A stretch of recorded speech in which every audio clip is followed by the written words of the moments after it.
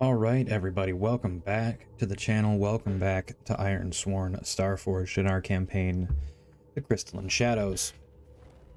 When last we left off, Ash and Vander had journeyed from the settlement they had discovered on this planet to the site of the Precursor vault. Now, we know it's been explored at least a little bit by the locals. They know where it's at. They've probably gotten some stuff. I don't think they've gotten into the sanctum. They've probably mostly just scavenged what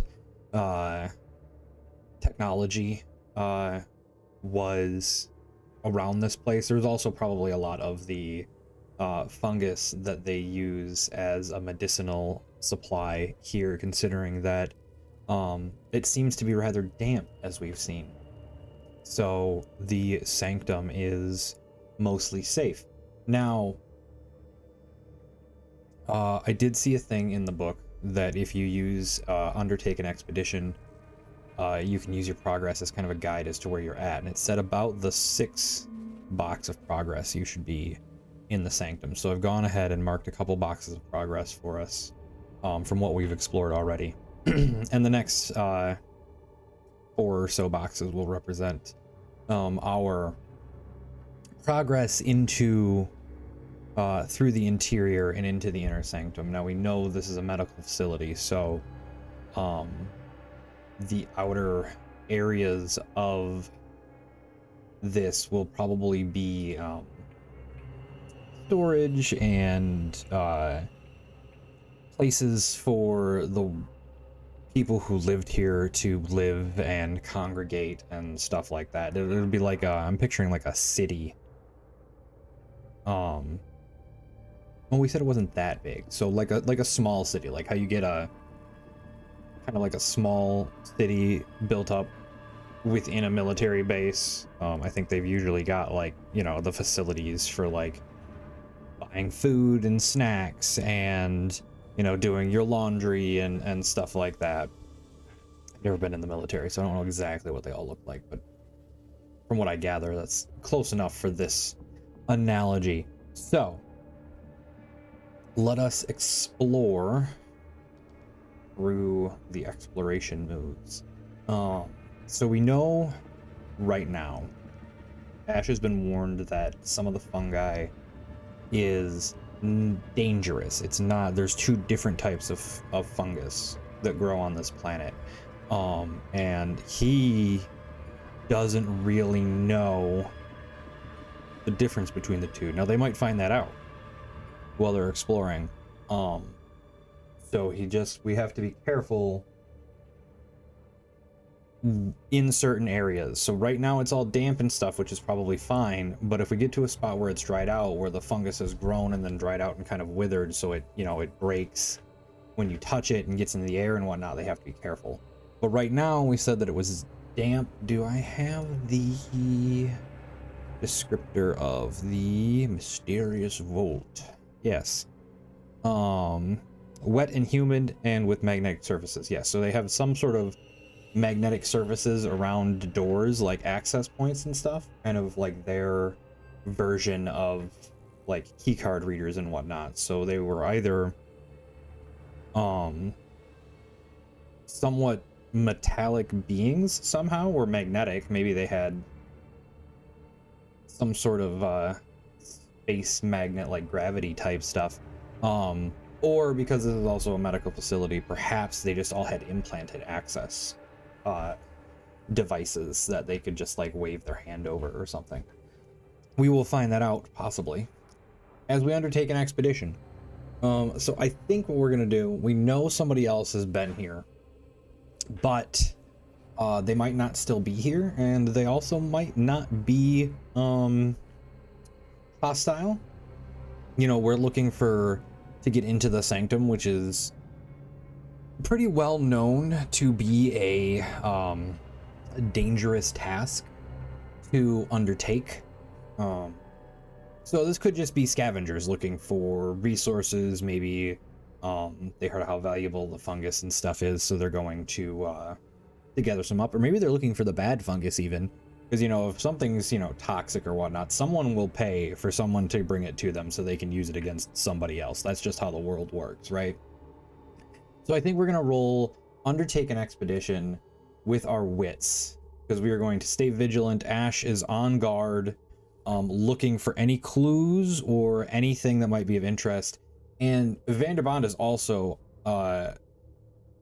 got their eyes open, but they're looking for stuff that interests them, stuff of cultural, or they're here more as an anthropologist or an archaeologist than a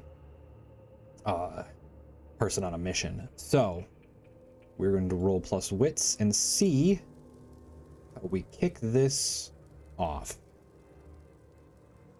With a weak hit. Okay, so on a weak hit, envision the location, mark progress for the rank,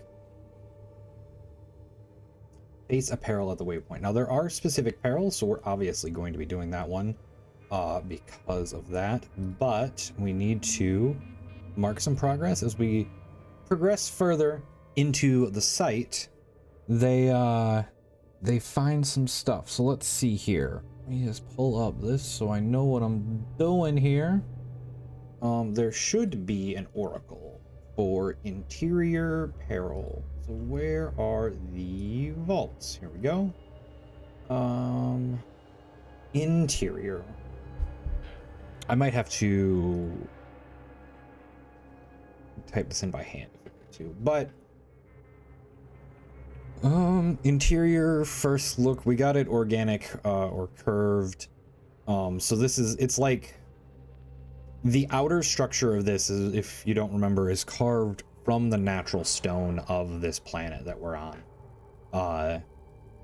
And it was purposely designed to look like the fungus itself on a macro scale. So like if you were to fly over this facility, it would look like you were looking at the fungus under a microscope, but carved from the actual stone of the planet. So we've got our first look, but we need a peril. All right, so isolation or fear presses in. So Ash and Vander are slowly making their way through this town-like, I think, is how I've been seeing it. Let me see what the size looks like again here.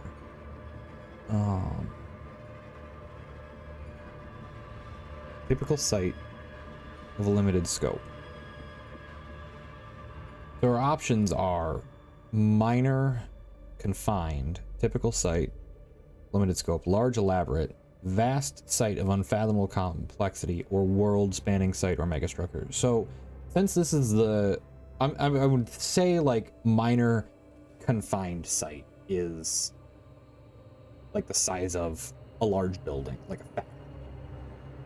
So I'm picturing this as like a small city, almost not a city, but what you'd classify as like a village, maybe a couple hundred to a couple thousand people. Kind of like where I grew up in the small rural town Midwest.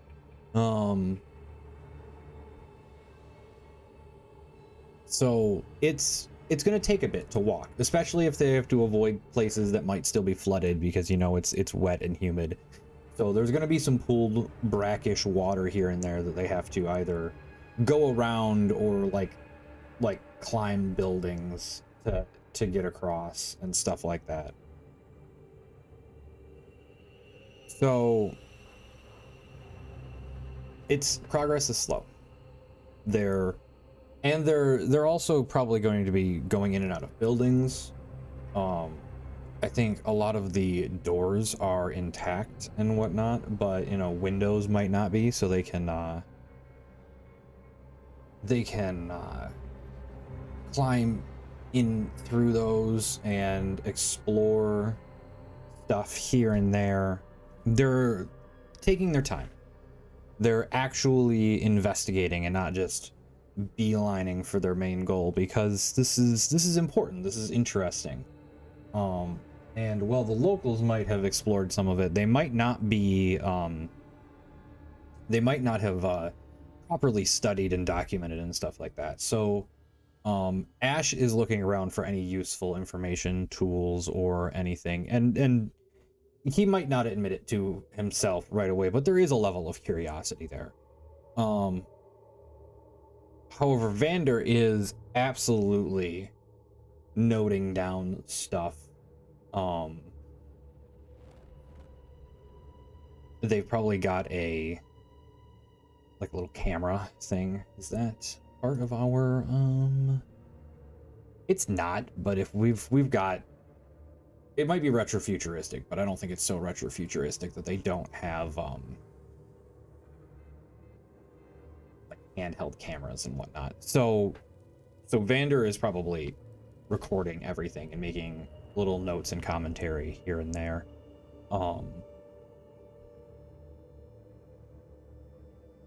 But in their exploring, they do wander away from each other. And this city is a twisty, windy, curvy type situation. Oh, real quick, let me put the no, hang on. I'll have to, sorry, let me fix that. All right, this place is a twisting, windy, circular type place. This isn't a like logically laid out grid-based city with expansion and organization in mind. This was built with a flair for the dramatic, invoking the things that they were studying and working on here, and possibly as some sort of pseudo-religious tribute to the planet that they were living off of, maybe. The best way I can put it, you know, like almost as the research facility built into a shape meant to invoke, you know, their equivalent of Mother Earth type, this life-giving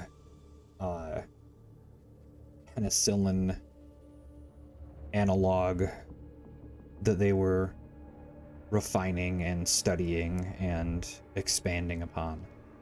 And so it's easy to get lost as Ash now finds himself looking around. He turns to say something to Vander, and Vander is gone. He doesn't remember when they got separated. There is that fear that he's been abandoned in this facility, that he has no way to really truly navigate or understand without Vander.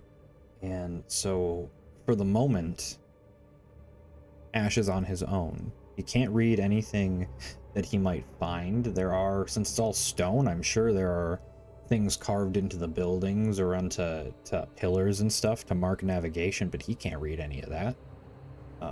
He might have picked up some words here and there, the basic stuff, as Vander explains it to him, but not nearly enough to get by on his own in a place like this, except by, you know, muddling through, which is what he will have to do now, at least until Vander returns.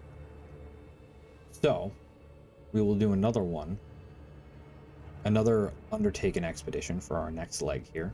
Like, once again with wits, I think Ash is now being extra double cautious because he's now on his own. We don't have any momentum to help us really until we get into trouble, or when we get into trouble, I should say. But now it's he's got to be careful. So that's what he's going to be. He's going to stay vigilant and go slow. And let us find out what happens here. Another weak hit. So we again mark progress. We're up to 4 now, for those listening and not watching. And we have to roll another peril. So let's see what we get now. Hazardous path, designed for traversal by other beings. Okay. So I think it's obviously got to be something with the magnets. You know, there are magnetic surfaces and stuff. So yeah, it might be a bit of a retcon, but I think we're gonna go with the implant thing. They could be, I'm starting to picture not necessarily like completely non flesh based, but more like a post-humanism cyborg android type thing, where the type of advanced society where you had implants and augmentation and stuff. So, you know, maybe all of their hands were, once they were finished growing, were replaced with cybernetic hands that allowed them to have specialized tools and stuff implanted, and allowed you to have access, because you could always have, like, instead of having to have a card around for the magnetic panels, you could just press your hand and the sensor was in there. It was, you know, the building everyone's perfect body type of a situation. And because of that, instead of having a bridge to go across a chasm, maybe they just had narrow metal walkways where, you know, the implants in your feet and stuff, or if you didn't have those, you could have, you know, magnetic boots with like metal bits in the soles to, you know, attach to the magnetic rails and whatnot. So I think what happens is Ash comes to this jagged, what's the word I'm looking for, like a ravine, not massive, but big enough to where you can't jump across it, big enough to where you have to use these bridges, or he would need some sort of like climbing grappling gear, which he does not have. But these metal walkways that aren't super narrow if you have extremely sure footing are still here. And so he's going to have to cross them. And we have determined that even if the railings aren't wet, he's been walking through this kind of damp, previously flooded area, walking through shallow puddles and stuff, so his boots are nice and slick. So we're definitely going to be doing a face danger with speed, mobility, or agility, because this is a test of balance, and edge is not our greatest strength. So Ash is a fighter and a talker. He's kind of a paladin type almost. Balance is not amongst his strong suits. So let's see how the dice go with this.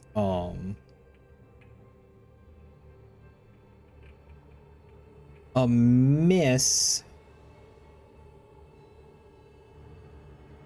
but I could burn the momentum. You know what? It's not that much of a setback to lose the momentum and turn this into a weak hit. So I'm gonna do that. On a weak hit, you succeed, but not without a cost. Make a suffer move -1. I'm just gonna take a hit to the health. So Ash walks across this place, this beam, and it's more than just a beam. It is enough to where you could walk. If you had perfect balance, you could put one foot in front of the other and walk it just fine. But metal with wet boots and possibly damp metal does not for sure footing make.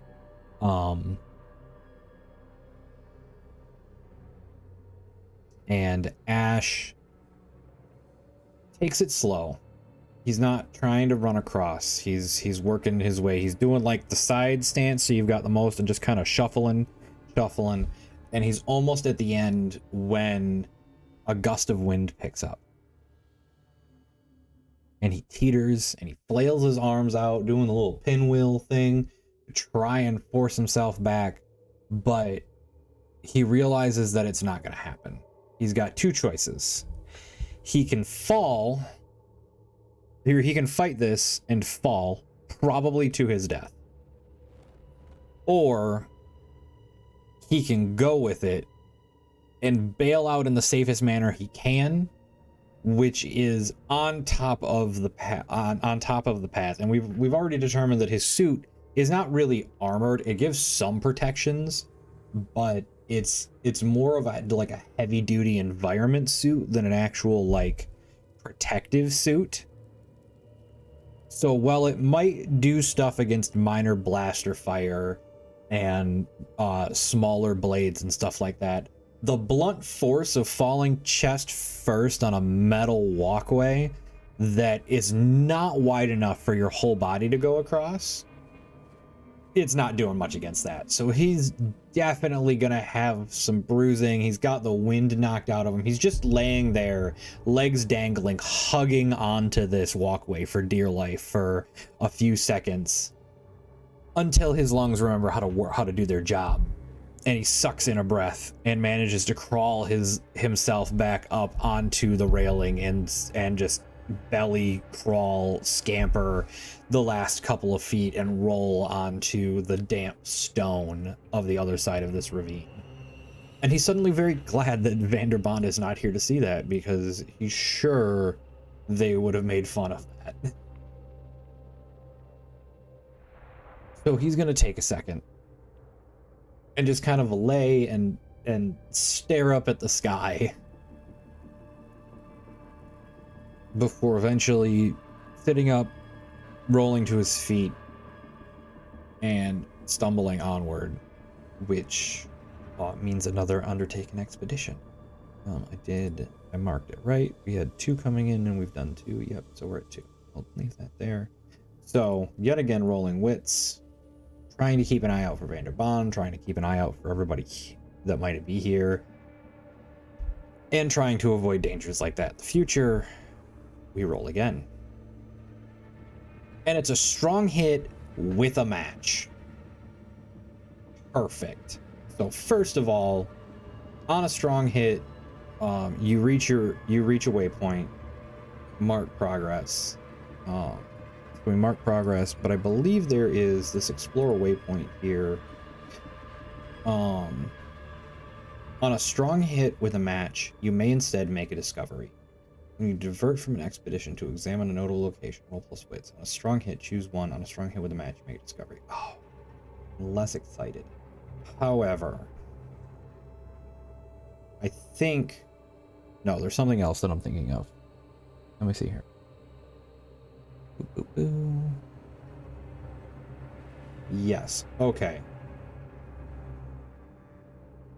So what I think is, first we've reached a notable section of this city, which we'll explore in a second. What I'm gonna do first is there is another oracle for this called Interior Opportunity. So there's some, helpful stuff we can find. So I think we found an opportunity here. Yeah. Okay, so perils and opportunity. Use these tables to help invisible complication or favorable circumstances within a vault, such as when you explore a waypoint and are prompted to envision a peril or opportunity. I'm just going to say we get an opportunity because of our strong match here. So we've made progress moving deeper into this facility, and what do we find that might help us out? Clue points the way to your destination or target. So I think Ash finds a map, probably some sort of like town square type central low gathering point, and maybe it's got a like big facility map carved into this stone slab that's been mounted in the center. almost like an information board type situation. And he at first he thinks it's just art because it's got these weird circles and curves, and you can't make sense of it. And then when he gets closer, he realizes that there's words on it, and he's like, "Oh, this is a map." And you know, there is he can look out at, you know, landmarks, tall buildings and stuff, and kind of judge here or there where stuff is to figure out which symbol on the map is the "you are here." You know, it's not unfortunately a little person, but maybe it's like a little a star or a circle with a special symbol in it or something like that. Probably whatever sort of symbol this company or country or whatever type of group was here uses, will say marks that area. And then he can orient himself much better to make his way more directly to the sanctum. But now let's also see, because we're in a place where stuff happens. Well, this is a place that people were meant to gather. So there's a lot of buildings around here to look into with that are less likely to be residences and more likely to be businesses or entertainment places, stuff where we might find useful stuff. Maybe some old medical supplies, non-perishable stuff. I don't know if gauze and like thread can go bad, but stuff like that. Not medicine, but like, you know, first aid supplies, maybe, or just some data we might be able to gather and bring to Vander to study later. So let's roll plus wits and see what we get.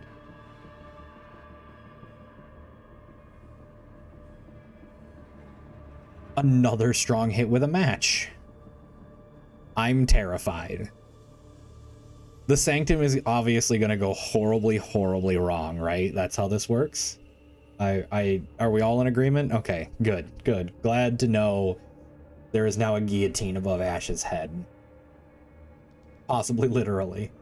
So on a strong hit, choose one. On a strong hit with a match, you may instead make a discovery. So we can make a discovery, and this is appropriate. So we roll on this chart here. I'll get rid of the dice roller real quick. Let's find out where we are, where we are in this little facility town type situation. Advanced technology waiting to be harnessed or salvaged.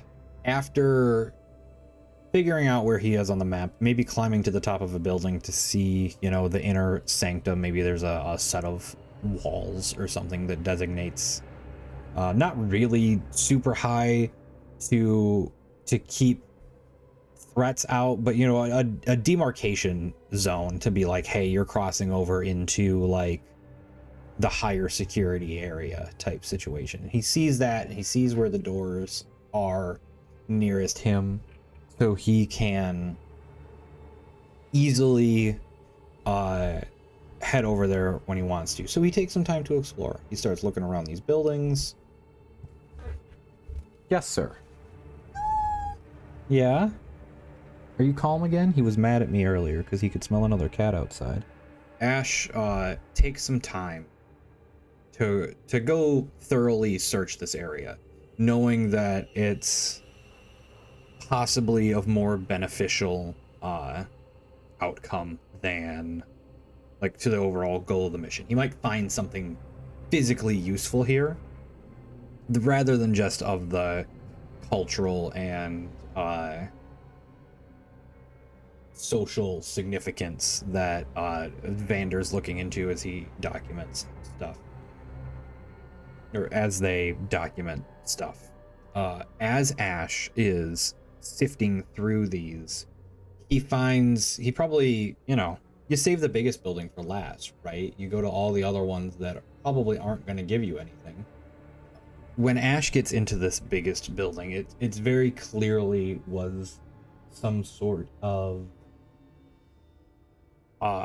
building that was being used as a facility within itself, some sort of either a place where they demonstrated what they were doing, possibly to like, here's where we present the results of the research that we're all working towards, so everybody knows what's going on, or maybe because this is a medical facility, a medical research facility, obviously they would have been experimenting with some dangerous stuff, so possibly this is where this was their own medical facility. So there are very obviously medical devices going on, you know, tables and lab equipment and stuff like that. And when Ash delves into it, the you know, probably sword out, helmet on, little flashlight visor thing activated so he can see looking around, he hears someone or something moving deeper into the back. And he, you know, gets into like a ready crouch and slowly makes his way deeper in, looking. There's a lot of places where someone could hide in here, you know, behind tables and around corners and stuff like that. So he's taking it slow and steady and safe. And as he turns the corner where, you know, the noises are coming from, you know, the shuffling and moving of stuff getting louder and louder, he comes around the corner ready to attack or whatever he's gonna do, and Vander lets out this just yelp and cry of surprise as a large dark figure, you know, flashlights blinding their eyes, sword raised, comes around the corner ready to take their head off, and then they realize it's Ash. And Vander is like braced on a table, hand to their chest, just like, don't do that. Is it really necessary? And Ash just kind of straightens up and puts his sword away. He's like, well, you took off. How am I supposed to know it's you skulking around in here? Excuse me? I was not skulking. This is clearly a building of importance. I was documenting and researching. You ran off without me, so I just decided to keep doing my thing. It's not my fault. You're so single-minded. And they could, you know, go back and forth with this forever. So Ash takes his helmet off and like kind of puts it up on a cabinet or something high to kind of give as much light as possible while they're looking around. And we'll say for narrative convenience, they discover something while they're looking around. Maybe these like little crystal pillars that are in the stands on tables and stuff. And when Vander plucks one out of it, it's like a yellowish, almost topaz-like, the normal crystal where it's, you know, it's long and narrow with the pointy bits on the end, so it can you can slot it into something and it tapers out to hold and stand up. You know, the classic crystal shape. Holds it up to the light and trying to see what it is, and it's just a crystal. Nothing that they can see anything different. Like, you know, here, take a look at this, and tosses it to Ash, who is not directly in the light, and when he catches it, he realizes that it's glowing now. It's almost like the crystal absorbed the light from the flashlight and is now re-emitting that. They both realize that, and they gather up a couple of the crystals and hold them up in the like the direct beam of the flashlights from the helmet and distribute it around, giving them not a bright light. They probably, the previous, you know, people probably would like set these out in the sun or something like that and charge them for, you know, hours and then bring them in for a brighter light source. But it gives like a dim glow all around the room, enough that, you know, your classic night owl can see by at least, and so they're not limited to, you know, the flashlight, allowing Ash to turn his lights off so they can kind of look, and at the back of this table, or the back of this room, they find, well, Vander is taking all kinds of pictures and videos of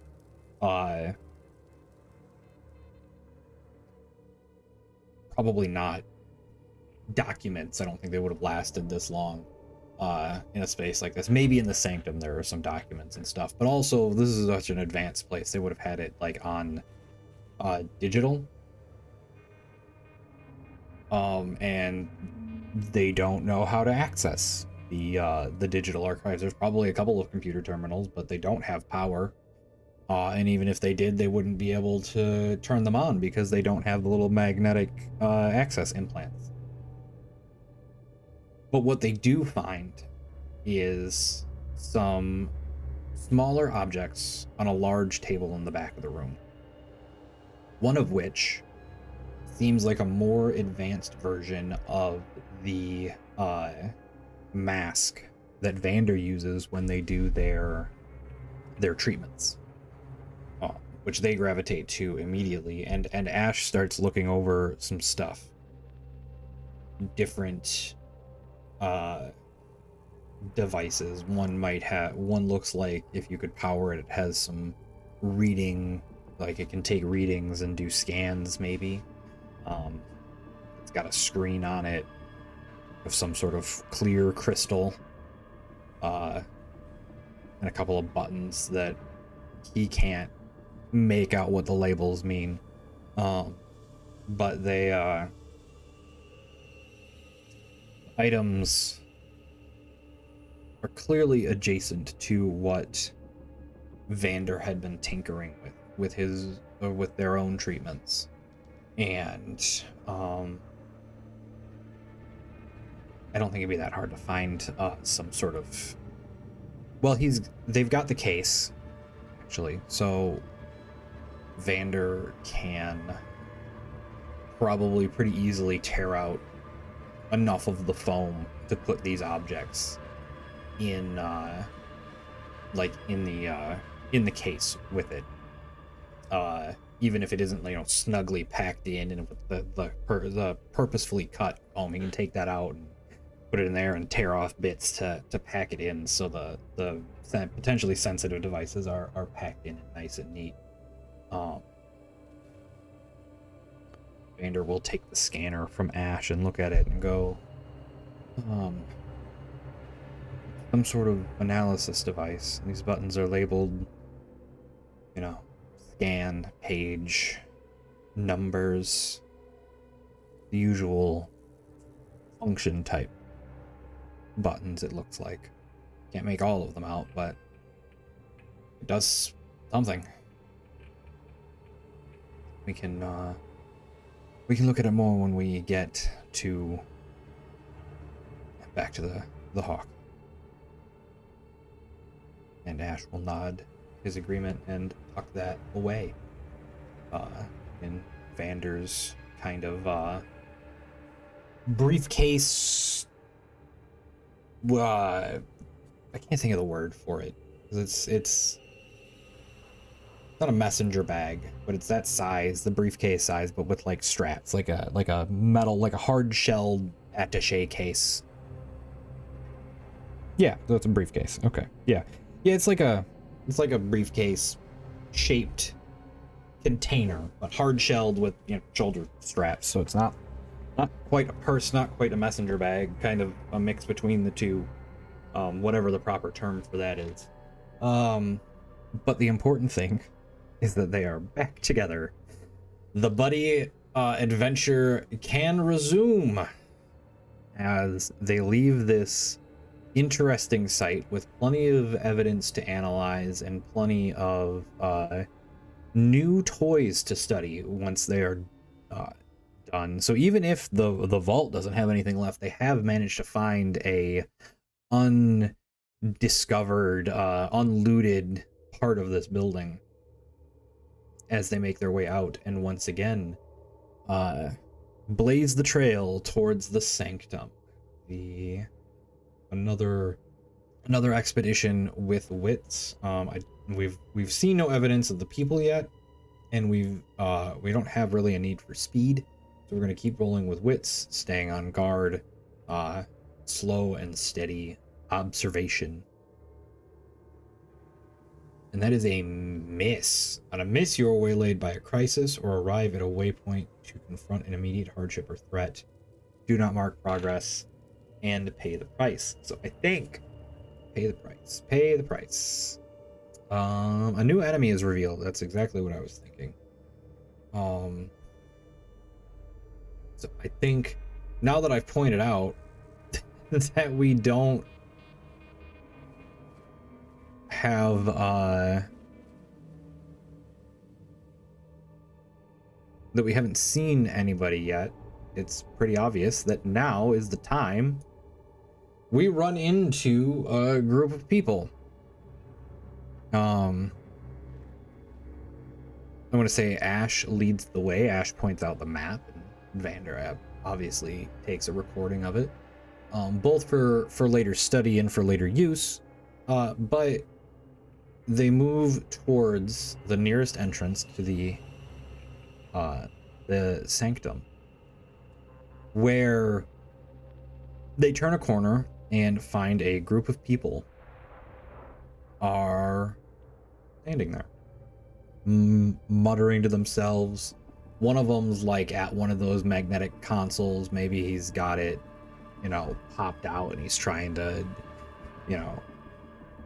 do some electrical work to get it to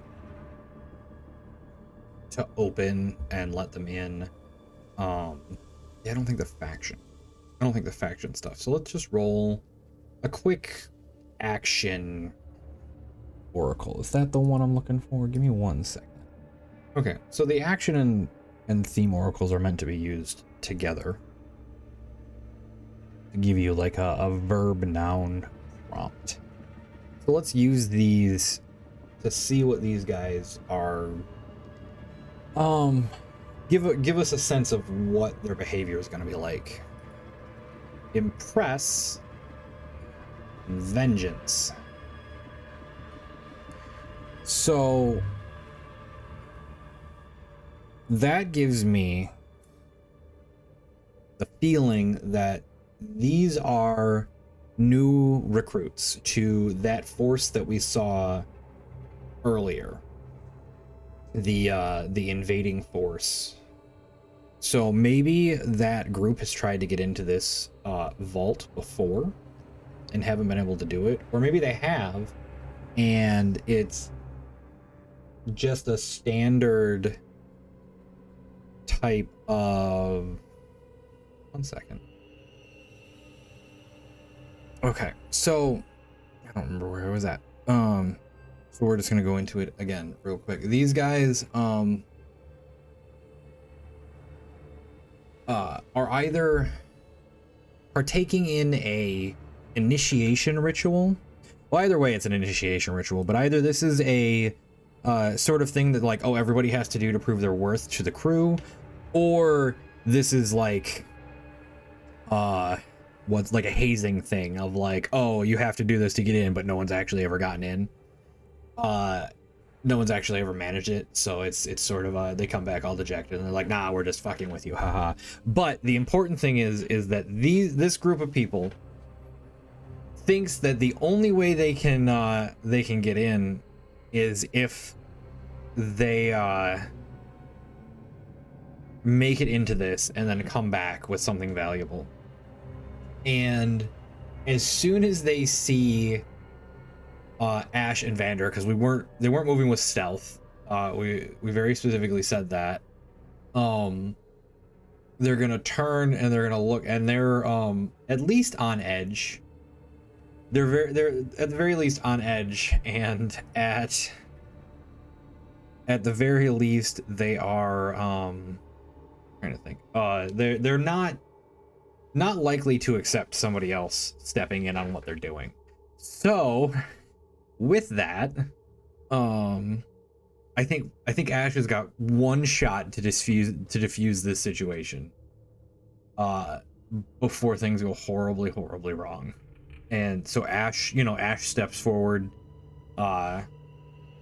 He's gonna have his sword down, not away, but like it's out, but he's not threatening them with it. And I think Vander's gonna just subtly shift behind Ash, the much larger, partially protected person with a weapon. We don't know if Vander has a weapon. After this, I think Ash is definitely gonna get him one, or get them one. After this, I think Ash is definitely gonna get them one. Just so they can help, or at least defend themselves. But Ash is gonna step forward, or we're absolutely gonna go for a compel, and he's gonna just be like, easy, because he sees they're on edge. You know, they're probably reaching for guns and whatever melee weapons they've got. And he's just like, we don't want any trouble. We're just looking around just like you folks. We'll leave you to it and go elsewhere. Facility is plenty big enough for both of us to find whatever it is we're looking for. No harm, no problems. I'm good. And so we're gonna roll a compel plus heart to try and pacify these people. Otherwise, it's gonna get messy real quick. So let's find out how jumpy they are and how convincing Ash is. Strong hit. On a strong hit, they'll do what you want or agree to your conditions. Take +1 momentum. Perfect. I might need to increase my momentum. I don't think I did. I think it's because I made a discovery instead of increasing my momentum. But I'll double check that when I go back and edit. But they seem to relax as they realize it's not a direct competition, and they're like, one of them steps up, puffs out their chest, and is acting all big and tough, and is like, yeah, you go run off somewhere else. We're doing important stuff over here. We don't need people poking around our business. And Ash is just gonna back down. He'll put his sword away even to be like, it's fine. We're leaving. We're good. We're cool. And they're gonna go back a couple streets. They're gonna cut across. And as they're walking, Ash's plan is to just, because it's a circular type place, he's just gonna go a couple streets over, go back up to the wall, and keep walking till he finds another door, which is absolutely a possibility. Pretty easy enough. I'm not even gonna roll for another expedition for that. However, Vander is looking at him and a little quizzically, and Ash is just like, what? And Vander just kind of shrugs and is just like, I didn't expect you to be so diplomatic about it. And Ash looks at them and is like, I try to keep things as peaceful as I can. We're supposed to be a peacekeeping organization. You know, the main role of the, I keep forgetting, Shattered Regiment. I can't remember if it's like the Broken Regiment or the Shattered Regiment. The main purpose of the Shattered Regiment is to take criminals and dangerous folk and the like off, out of the equation one way or another. We ostensibly try to rehabilitate them if we can.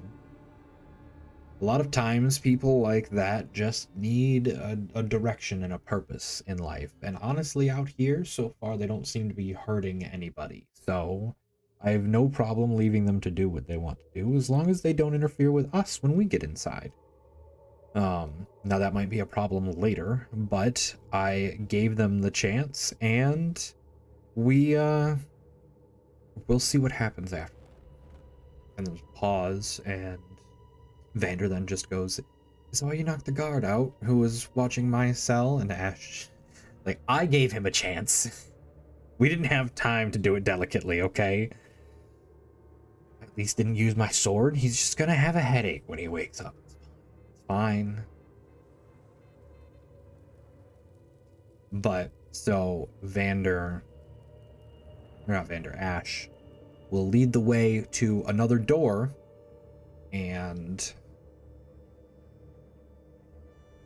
starts to take open the the panel that that like the other guys were taking apart at their entryway, and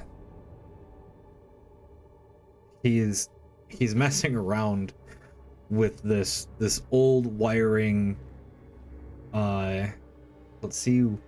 I have two ideas for how this can go. Let's make a roll. Face danger. I guess secure an advantage.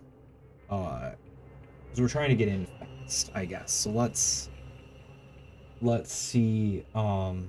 Let's see if we can get in quick and easy by getting this open. Ash has got a toolkit.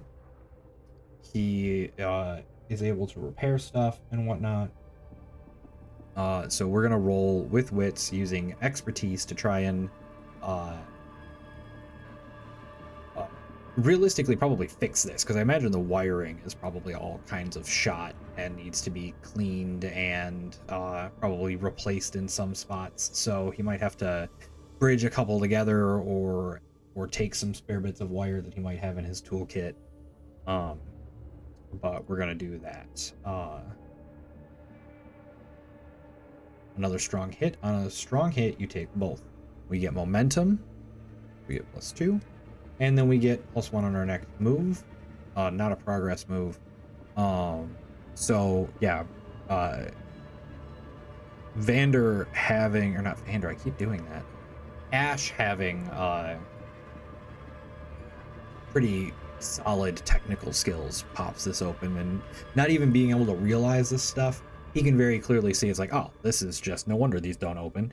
It's not a problem of security, it's a problem of age. So he replaces a couple of wires and cleans up a couple of the connections that have been corroded over time, and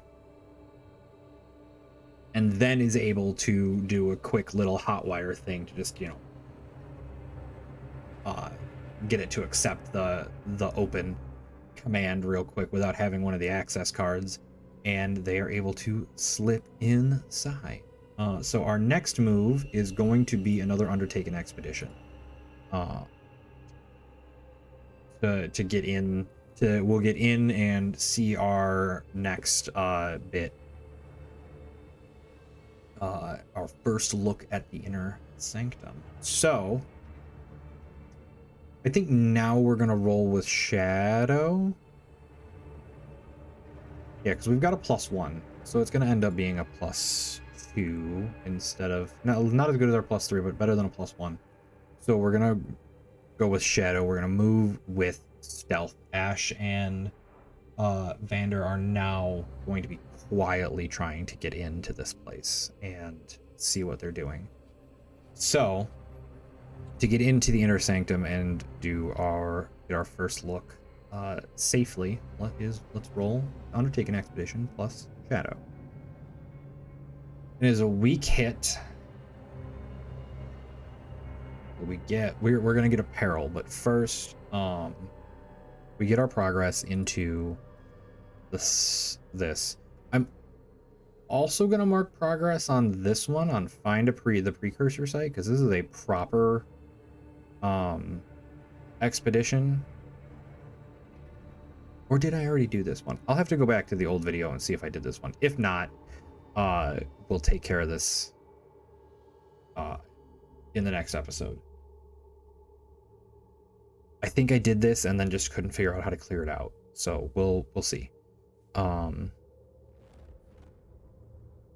I am also going to mark some progress up here now that I think about it. We've explored the interior, and we've reached the sanctum. So I'm going to mark 2 points of progress. And you know what? We discovered something interesting, so I'm going to mark an extra one. We've got one for getting through, one for getting into the sanctum, and then one for that interesting bit we found, that technology. So on a weak hit, though, mark progress, envision your location, and then face. We're gonna face a peril, just because it's more fun than stuff than that. So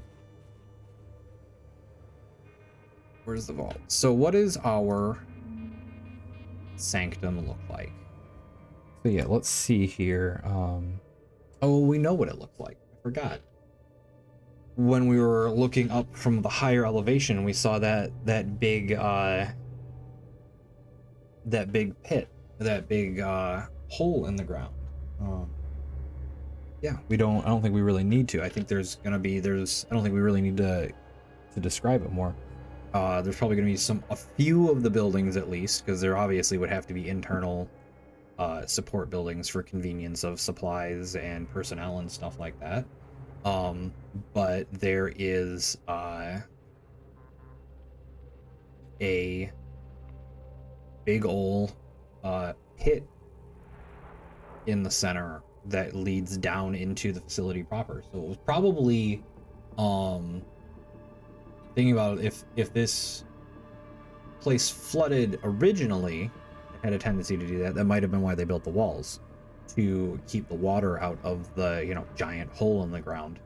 But they probably also, if they're working with fungus and stuff like that, some of that stuff tends to like dark, damp places. So if they were working in this hole, they could get sunlight and use, obviously they're advanced enough to use like fake sunlight. Maybe those crystals actually emit the same UV radiation and stuff that they take in, like those solar lamps and stuff and nowadays, but they might